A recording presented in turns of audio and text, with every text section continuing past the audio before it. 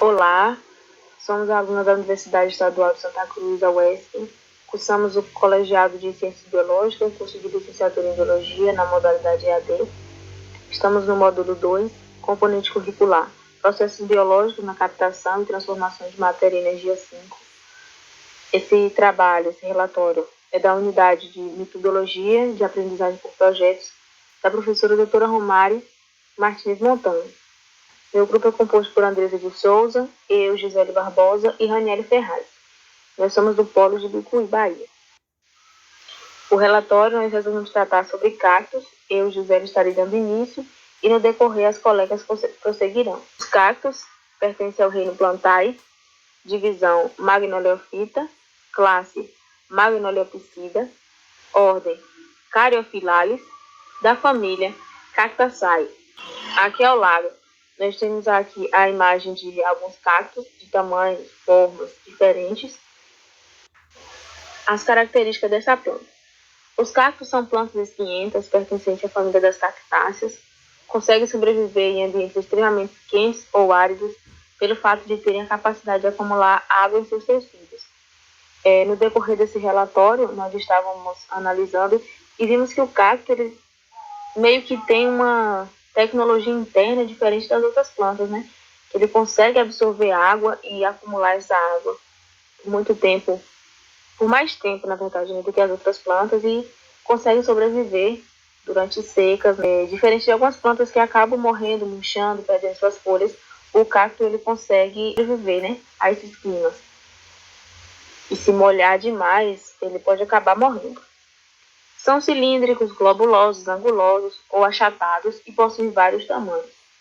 Suas folhas são reduzidas e foram modificadas em espinhos para se adaptar às necessidades da planta. Os espinhos predominantes nos cactos crescem de estruturas chamadas areolas. Do lado nós temos uma pequena diversidade dos cactos, né? O caule grosso e cascudo é fundamental para a sobrevivência da planta. É ele que é responsável pela respiração, pois no caule que se localizam os estomatos. Além disto, no caule também é armazenada a água. As flores são isoladas, em geral muito grandes, radialmente simétricas e hermafroditas. Algumas espécies produzem frutos comestíveis, como é o caso da Opuntia ficus, também conhecido como figo da Índia, e o Ilocereus.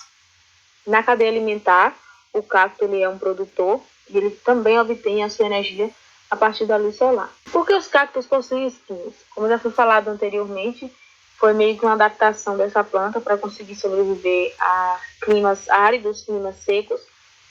Os espinhos são as folhas dos cactos, que perfazem todas as funções desta, como respiração e transpiração, assim como produção de energia. Eles têm, inclusive, forma de espinho para evitar uma transpiração aguda, que causaria a morte do cacto, se no lugar fossem folhas.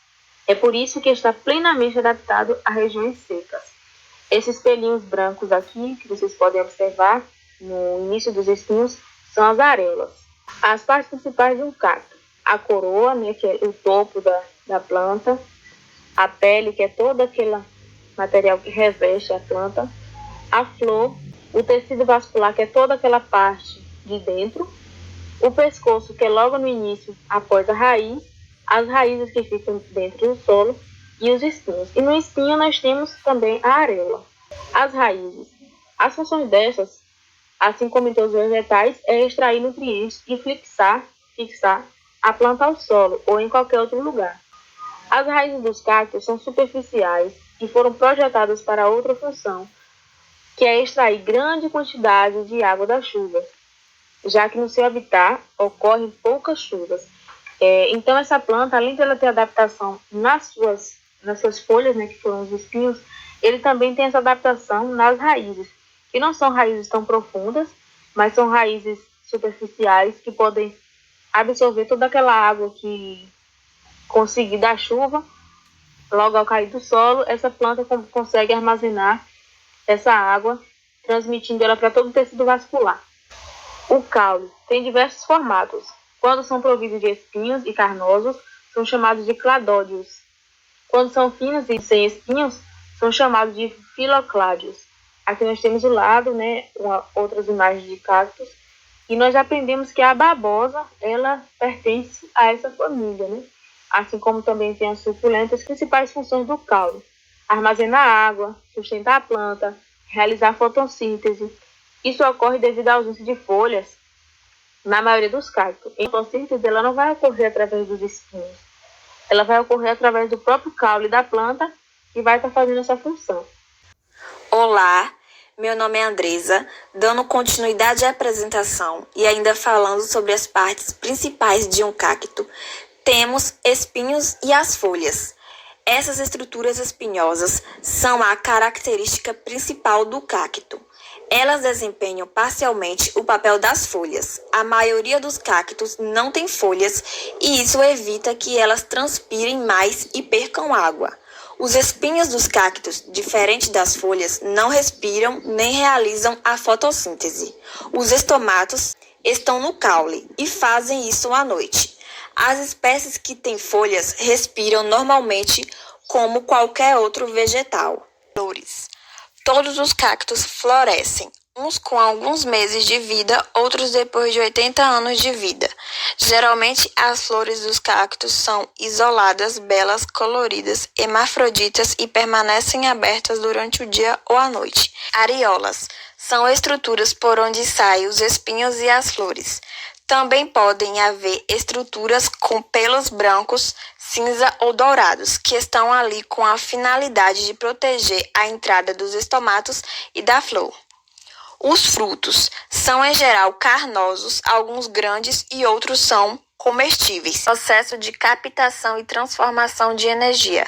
Em plantas epífitas das famílias Cactaceae e outras, é comum a fotossíntese denominada CAN, ou seja, ocorre a fixação do carbono pelo mecanismo ácido cressuláceo, que aumenta a eficiência na utilização de água através da abertura de estomatos para absorção do carbono apenas à noite.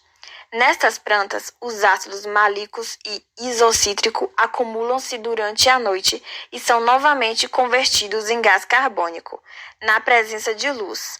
Esse processo é claramente favorável em condições alta luminosidade e escassez de água.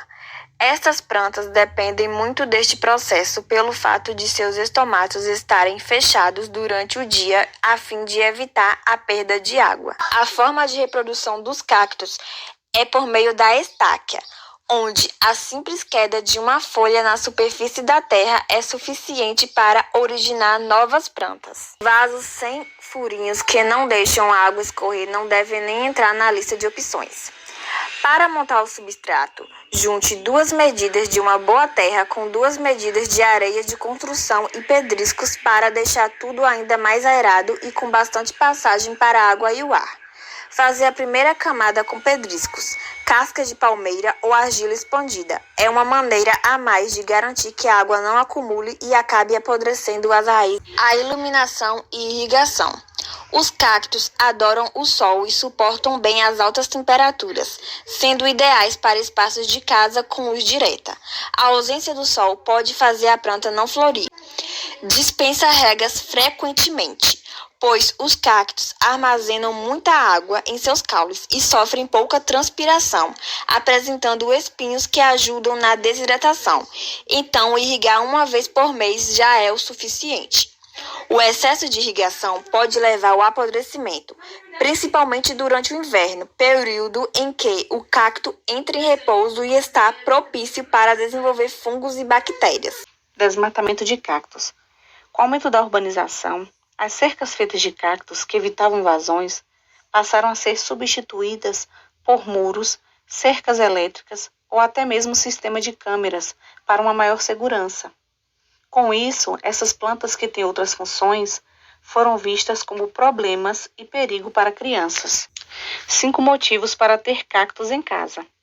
Se você não leva muito jeito com plantas ou sofre com a correria do dia a dia, saiba que existe uma espécie perfeita para o seu estilo de vida: os cactos. Eles podem ser encontrados em diversos tamanhos e com certeza você vai descobrir um ideal para qualquer ambiente do seu lar. Primeiro, os cactos têm uma forma de armazenar água, em quantidades muito maiores do que outras espécies. A questão aqui é ao contrário. Se você regá-los com uma maior frequência do que entre 7 ou 10 dias, eles poderão até morrer.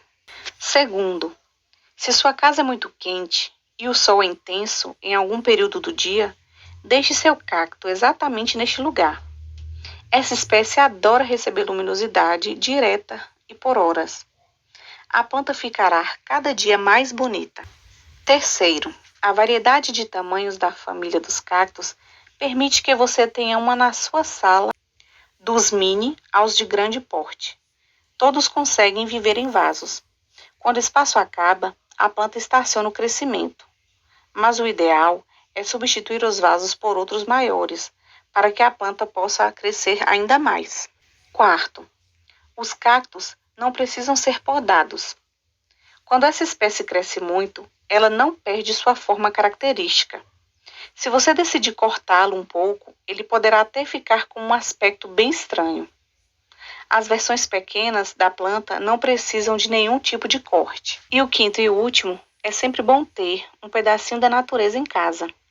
Plantas que exigem muitos cuidados podem não ser a melhor opção para um dono inexperiente, mas o cacto proporcionará a deliciosa sensação de conviver com plantas no lar, sem correr o risco de ela não resistir à sua rotina.